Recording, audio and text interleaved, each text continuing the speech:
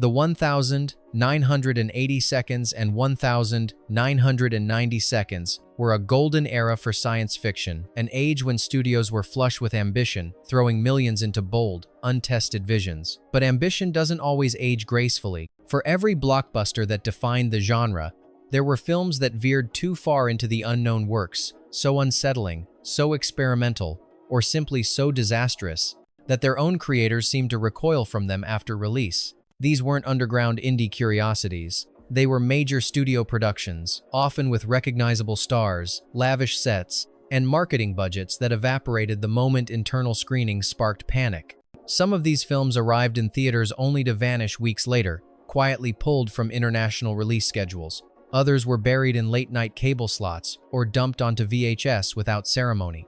A few were even stripped of their studio branding altogether, as if the companies who funded them suddenly wished to erase their names from the credits. What causes a studio to disown its own creation? Sometimes it's box office failure, sometimes it's shame, and in more unsettling cases, it's fear of critical backlash, legal fallout, or public misunderstanding. In the case of science fiction, where ideas often outpace comfort, a film can quickly shift from visionary to unmarketable. And yet, these discarded films still breathe. Their celluloid remains pulse with risk, rebellion, and unrealized promise. Today, they exist in a strange limbo, unwanted by the corporations that made them, but preserved by cult followings, bootlegs, and memory. So, let's peel back the studio gloss. Let's descend into the films that Hollywood once believed in, until it didn't. Here are 15 sci-fi films the studios made and then tried to forget. 1. AI, Artificial Intelligence, 2001. It was supposed to be Stanley Kubrick's final epic, a futuristic Pinocchio, written and developed for decades. After Kubrick's death, Steven Spielberg took the reins. AI combined two of cinema's most visionary minds, and for a moment, it looked like a landmark film was coming. DreamWorks and Warner Brothers jointly released it with prestige, but the result was not what either expected. AI was haunting, emotionally cold, philosophically dense, and tonally fractured.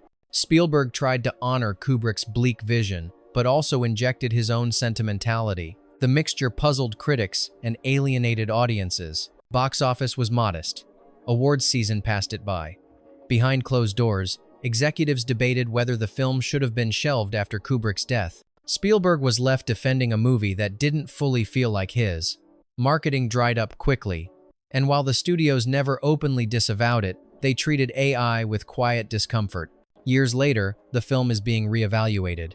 Its meditations on artificial love, abandonment, and programmed suffering feel eerily relevant. Some call it a misunderstood classic, but in 2001, Hollywood didn't know how to talk about AI, so it simply stopped talking. 2. THX 113-81971. Before Star Wars, there was THX 1138. George Lucas's feature debut wasn't a space opera, it was a minimalist dystopia, stripped of warmth, filled with blank stares, sterile corridors, and omnipresent control.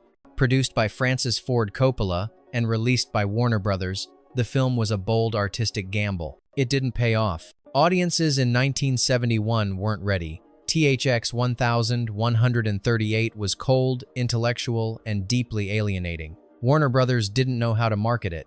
After a brief theatrical run, it was pulled quietly. Lucas's original cut was altered without his consent, dialogue removed, narration added, scenes rearranged. The studio never promoted it again. It wasn't mentioned in retrospectives.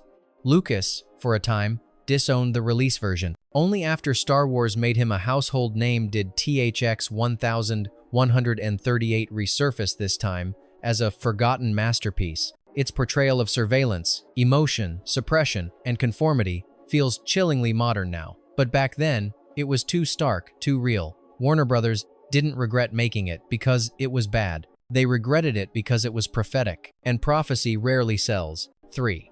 The Adventures of Buckaroo Banzai. Across the Eighth Dimension, 1984. It had everything: a brain surgeon, rock star, interdimensional aliens, Cold War paranoia, and a team called the Hong Kong Cavaliers.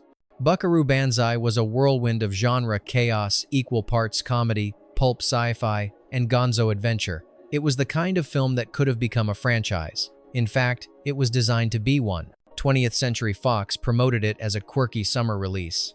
But once test screenings rolled in, studio executives panicked. Audiences didn't know what to make of it. The humor was too dry, the world-building too dense. The studio cut the marketing budget and dropped plans for the announced sequel, Buckaroo Banzai Against the World Crime League. The film flopped.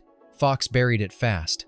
It became a punchline in boardrooms, an example of what happens when studios let directors get too weird. Even the cast, including Peter Weller and Jeff Goldblum, rarely spoke of it for years. But underground, Buckaroo Banzai lived on. Fans traded tapes. Midnight screenings grew. Today, it's viewed as a cult triumph, a film that never compromised its tone, even when no one else got the joke. Hollywood ran from Buckaroo Banzai, but weirdos everywhere caught up with it. 4. Dune, 1984. Before Denis Villeneuve made Dune cool again, there was David Lynch's version, an ambitious, brutalist epic that nearly destroyed the director's confidence and left Universal Pictures scrambling for damage control. Lynch, known for Eraserhead and The Elephant Man, was an unconventional choice. Universal gave him the reins to adapt Frank Herbert's massive saga, hoping for a sci-fi answer to Star Wars. But as the production ballooned, so did the complexity. Studio interference grew intense. Final cuts were taken from Lynch's hands. Voiceovers were added. Entire subplots were butchered. The result was a film both grand and incoherent, a richly textured universe delivered in a disjointed, sometimes baffling way. Critics were harsh. Audiences were confused. Universal publicly supported the film during release, but quickly abandoned plans for sequels or extended editions. Lynch disowned the final cut, and the studio retreated into silence. Dune became a cautionary tale, a masterpiece of design cursed by compromise. It would take nearly 40 years for the story to be told, the way Lynch originally envisioned, but by then, the original had already become Hollywood's ghost. And Universal? They never looked back. 5. Memoirs of an Invisible Man, 1992. When John Carpenter signed on to direct Memoirs of an Invisible Man, it seemed like a daring move, a genre director handling a big-budget, high-concept sci-fi comedy starring Chevy Chase. But behind the scenes, it was anything but lighthearted. Warner Brothers envisioned the film as a slick, humorous update to the Invisible Man trope. Chase, riding high on his comedic fame, wanted a more serious role. Carpenter, meanwhile, sought to inject the project with paranoia and existential dread. The creative tension led to a tonal mess, too heavy for comedy audiences, too soft for horror fans. The film was released quietly, almost reluctantly. Marketing was inconsistent, and early test screenings were discouraging. Warner Brothers distanced itself in the press, and neither Chase nor Carpenter promoted the film heavily. It underperformed at the box office and disappeared quickly from studio conversation. Carpenter later called it a film that never got a chance to be what it should have been.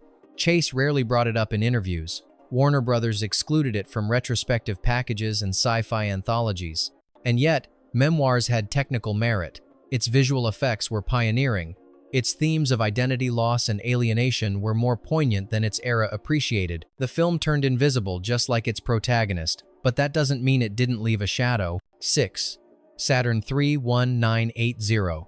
There are bad sci-fi films, and then there's Saturn III, a movie so troubled that its own studio barely acknowledged it existed after release. Produced by ITC Entertainment and distributed by Associated Film Distribution, it was originally pitched as a sleek, intimate sci-fi thriller set on a remote research station orbiting Saturn. What emerged was something far messier. The production was cursed from the beginning. Director John Barry, a revered production designer on Star Wars, was fired just weeks in and replaced by Stanley Donen, best known for musicals like Singin' in the Rain. The clash in tone was immediate. Add in a hostile relationship between stars Kirk Douglas and Harvey Keitel, awkward rewrites, and a malfunctioning robot named Hector, and you had the perfect recipe for chaos. The final film, a muddled blend of psychosexual tension, violent AI, and erratic performances, left test audiences confused and distributors embarrassed. The studio gave it a minimal theatrical push and quietly buried it afterward. Critics demolished it, and Saturn III quickly faded into obscurity. But within the mess lies a haunting core, a tale of isolation, obsession, and the thin line between genius and madness. Hector, the robot antagonist, was ahead of its time. not just a killer machine, but a projection of its creator's fractured mind. Saturn III wasn't what the studio wanted, but its flaws make it uniquely disturbing. That might be why they ran from it. 7. The Man Who Fell to Earth, 1976. When Nicholas Roeg cast David Bowie in The Man Who Fell to Earth, it seemed like alchemy. A story about an alien who comes to Earth seeking water for his dying planet, played by a man who seemed not entirely human himself. The film was abstract, sensual, fragmented, a visual poem more than a narrative. British Lion Films produced it, but Universal Pictures acquired US distribution rights and then got cold feet. Bowie's performance was haunting, but the film's non-linear storytelling and adult themes baffled test audiences. Universal limited its theatrical release, slashed the marketing budget, and excluded it from award campaigns. Roeg's cut was edited for US release, softening its jagged edges. Bowie distanced himself from the film for years, admitting it left him emotionally disoriented. Universal treated the film like a curiosity they regretted, importing too weird, too European, too alien. But decades later, The Man Who Fell to Earth is hailed as a masterpiece. Its themes of alienation, addiction, and capitalism have only deepened with time. Universal tried to forget it, but sci-fi history remembered. 8. Southland Tales, 2006. Technically, it's not classic-era sci-fi, but Southland Tales deserves its place here because no studio has run farther from a film it once believed in. After the cult success of Donnie Darko, director Richard Kelly was handed an ambitious script, a cast filled with A-listers, Dwayne Johnson, Sarah Michelle Gellar, Justin Timberlake, and Sony's distribution muscle. The result? A sprawling, satirical, near-future epic about celebrity, surveillance, war, and the end of the world. It was part musical, part comic book, part political manifesto. Then came Cannes, 2006. The film was booed. Audiences walked out. Critics eviscerated it. Sony panicked. Theatrical release was delayed, and the final cut was sliced down from its original version. Marketing was gutted. Kelly became radioactive in Hollywood overnight. Dwayne Johnson never publicly discussed the film again. Sony minimized its presence in press materials and quietly distanced itself from Kelly's future work. But here's the twist. Southland Tales might have been ahead of its time. It predicted influencer culture, militarized media, algorithmic control, and the disintegration of American identity. It failed, but prophetically. It's not just a studio embarrassment.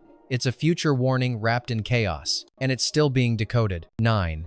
Screamers, 1995. Based on a Philip K. Dick short story and adapted by Dan O'Bannon, Alien, Screamers had all the right sci-fi DNA. It had a bleak, off-world setting, killer robots that evolved beyond their programming, and a deeply paranoid tone. With Columbia TriStar distributing, it should have made waves. Instead, it was released with a whisper and then erased with a shrug. Set on a distant planet consumed by war and resource greed, Screamers presents a terrifying premise. Autonomous weapons that have begun designing deadlier versions of themselves, ones that look human. The implications were chilling, especially in the post-Cold War 90 seconds. But budget constraints and uneven pacing kept the film from realizing its full potential. Critics were divided. Some praised its ideas, others mocked its effects. Columbia barely marketed the film, and its theatrical release was so limited that many only discovered it on late-night cable or in video rental stores years later. Even Peter Weller, the film's star, rarely acknowledged it in interviews. Behind the scenes, studio executives reportedly lost interest mid-post-production. The film was too dark, too cynical, and too far from the space opera fantasy audiences expected from sci-fi in the mid-90 seconds. It simply didn't fit, and so it was pushed aside, not canceled, not attacked, just left behind. But Screamers has since found quiet respect. In an age of AI anxiety and drone warfare, its vision feels oddly prophetic. Maybe that's what scared them. 10. Slipstream, 1989. How do you follow up the most iconic role in sci-fi history? For Mark Hamill, the answer was Slipstream, a low-profile, high-concept sci-fi adventure set in a post-collapse world ravaged by endless wind currents. Hamill played a bounty hunter, grizzled and cruel, chasing an android fugitive through the skies.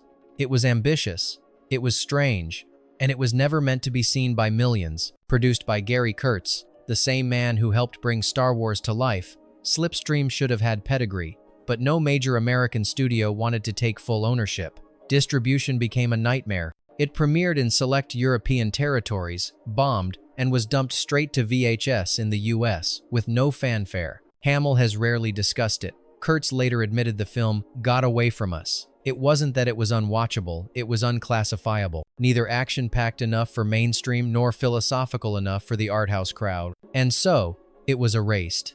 Quietly, efficiently. No studio held a grudge, it simply vanished from the resume of everyone involved.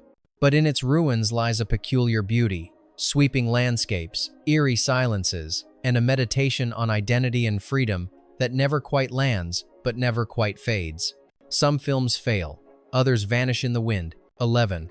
The Keep, 1983. Michael Mann is known for sleek crime dramas and brooding existential thrillers, not supernatural sci-fi. So when The Keep quietly entered production at Paramount, it seemed like an odd pairing. Based on F. Paul Wilson's novel, the film was a gothic nightmare set during World War II, where Nazi soldiers awaken an ancient evil inside a Romanian fortress. The original cut was nearly 3 hours long, filled with elaborate special effects and Tangerine Dream's haunting score, but a studio-mandated slash brought it down to under 90 minutes. The result? A beautiful, incoherent fever dream. Characters vanish mid-arc. Plot threads dissolve without payoff. Even the ending feels like a hallucination. Paramount was horrified by the final product. They released it with almost no promotion. Mann disowned it. Critics called it gorgeous nonsense. And then it disappeared. No DVD, no restoration, no director's cut. It became a whispered legend, a phantom entry in Michael Mann's filmography. And yet, The Keep has claws. Its visual tone is unmatched. Its atmosphere decay, myth, war, and demonic mystery still lingers decades later. It's a film that feels like it dreamt itself into existence, and Hollywood tried to wake up and forget. But some dreams leave scars. Dolls, Solar Babies, 1926. In a post-Star Wars Hollywood, studios were desperate to find the next big sci-fi franchise, and Solar Babies was supposed to be it, an energetic, youth-driven dystopia with roller skates, psychic orbs, and environmental undertones. Backed by MGM and co-produced by Mel Brooks, yes, that Mel Brooks, it was imagined as the start of a whole new cinematic universe. But Solar Babies never had a chance. The script was a confused blend of Mad Max, E.T., and high school melodrama. Production was plagued by budget overruns, reshoots, and creative clashes. Mel Brooks even poured millions of his own money into salvaging the film. MGM grew increasingly uneasy and reduced their marketing push just weeks before release. When it finally hit theaters, the response was catastrophic. Critics laughed, audiences stayed away. Brooks later called it the single dumbest thing I ever got involved with. MGM not only buried the film, they pretended it never happened. It vanished from catalogs, never received a proper Blu-ray release, and became a ghost in the studio's legacy. And yet, in its clumsy earnestness, Solar Babies captured something unique, a strange, juvenile hopefulness about the future. Beneath its neon cheese and roller chases was a plea for water, freedom, and belonging. It wasn't good, but it wasn't forgettable either, which is precisely what MGM feared. 13. Battlefield Earth, 2000. This wasn't just a film, it was a warning. Battlefield Earth was supposed to be John Travolta's passion project, an adaptation of the L. Ron Hubbard novel, produced by Franchise Pictures and distributed by Warner Brothers. It had a mid-level budget, star power, and a promotional blitz. But what the public received was a cinematic disaster, so overwhelming, it's now synonymous with failure. Travolta's performance was theatrical to the point of parody. The film's Dutch angles, oversaturated colors, and primitive CGI became an unintentional comedy. But the real reason studios distanced themselves was deeper than bad direction. It was the Scientology shadow. The Church of Scientology, which Hubbard founded, was accused of covertly supporting the film's production and pushing it as a recruitment tool. After overwhelmingly negative reviews and an abysmal box office, Warner Brothers and Franchise Pictures publicly divorced themselves from the project. Promotional materials were pulled early. Internally, it became a taboo subject. Warner never included it in retrospective packages, and Travolta avoided discussing it for years. But Battlefield Earth endures just not the way they hoped. It's studied in film schools as a case study in misjudgment, It's dissected online for its bizarre choices and opaque messaging. No one wanted this film to fail, but when it did, no one wanted to be near it either. 14. The Island of Dr. Moreau, 1996. There are films that go off the rails, and then there's The Island of Dr. Moreau. What began as a promising remake of H.G. Wells's cautionary tale became one of the most chaotic productions in Hollywood history, and New Line Cinema has never fully lived it down. The studio had big hopes. With a star cast, including Marlon Brando and Val Kilmer, and a hefty budget, Moreau was meant to be dark, intelligent science fiction. But within weeks of shooting, things disintegrated. The original director, Richard Stanley, was fired. Brando showed up late, delivered incoherent lines, and insisted on strange wardrobe choices, including an ice bucket hat. Kilmer clashed with everyone on set. Rumors swirled of sabotage, tantrums, and scenes rewritten on the fly. New Line began damage control before the film even wrapped. Press junkets were scaled back. Theatrical release was shortened. Critics destroyed it upon arrival, calling it a monster movie about a monster production. Internally, executives reportedly called it their most embarrassing investment. And yet, hidden within the mess is a truly disturbing vision. One of genetic horror, blurred humanity, and identity gone wrong. If you can see past the chaos, there's something almost profound in its grotesquerie. Maybe Moreau wasn't the film New Line wanted, but in some twisted way, it might be the film science fiction needed to show how far the genre can break before it shatters. 15. Zardoz 1974. Before Sean Connery ever donned a red loincloth and a ponytail, Zardoz was pitched as a cerebral epic about the death of God and the decay of utopia. It was supposed to be the thinking man's science fiction. Instead, it became the poster child for studio regret. 20th Century Fox backed the film with curiosity rather than confidence. Director John Boorman, fresh off the success of Deliverance, was given free rein. The result was a deeply philosophical fever dream set in a post-apocalyptic world where a giant flying stone head commands humans to kill in its name. Connery's bizarre appearance and the film's surreal imagery became instant punchlines. And while Zardoz touched on immortality, class division, and spiritual entropy, audiences in 1974 were unprepared for its tone and perhaps its madness. Fox quietly distanced itself after the film's release. Marketing was minimal, and theatrical distribution was erratic. The studio didn't even include it in many of its retrospective collections for years. Critics were savage. Connery never spoke fondly of the project again. Boorman stood by it, but even he admitted it was misunderstood. And yet, Zardoz survived. Its legacy mutated into something stranger, a cult following that treats it as a cautionary relic of unfiltered artistic indulgence. Today, it's both ridiculed and revered. Maybe Fox regrets funding Zardoz, but sci-fi history is better because they did. Bonus fact: until the end of the world, 1991, few films have ever aimed as far and wide, and then vanished so completely as Wim Wenders' Until the End of the World. With a cast featuring William Hurt and a young Solveig de Martin, and a global production that spanned 5 continents, it was envisioned as the ultimate road movie through a collapsing near-future Earth. Backed in part by Warner Brothers and several European studios, the film was shot with incredible ambition. Satellites falling from the sky, a government hunting rogue data, a device that records dreams, and a globe-trotting chase across techno-apocalyptic landscapes. Its final act takes place in the Australian outback, where humans abandon reality to become addicted to watching their own memories. Wenders' original cut ran over 4 hours. Warner demanded a version under 2. The US theatrical release clocked in at just 158 minutes and was borderline incomprehensible. The film bombed. Marketing was minimal. Warner quietly pulled it from rotation and never re-released it on DVD in its full form. Even Wenders seemed crushed. But like the data it depicts, Until the End of the World refused to disappear. Years later, Wenders restored his full version nearly 5 hours long, and critics finally began to grasp its scope. The film had predicted digital overload, GPS anxiety, screen addiction, and the spiritual drain of seeing too much. Studios thought it was a mess. Maybe it was. But it also might have been the future recorded too early. Some films don't get lost. They wait. They were meant to change everything until the studios that birthed them quietly stepped away. Some were too bold, too broken, or too brutally honest. But if Hollywood regrets these films, maybe that's exactly why we should remember them. So now it's your turn. Which of these forgotten sci-fi films deserves redemption? And which ones should stay buried beneath the studio vaults? Let us know in the comments. And don't forget to subscribe, because next time, we're opening another sealed file from the future they tried to erase.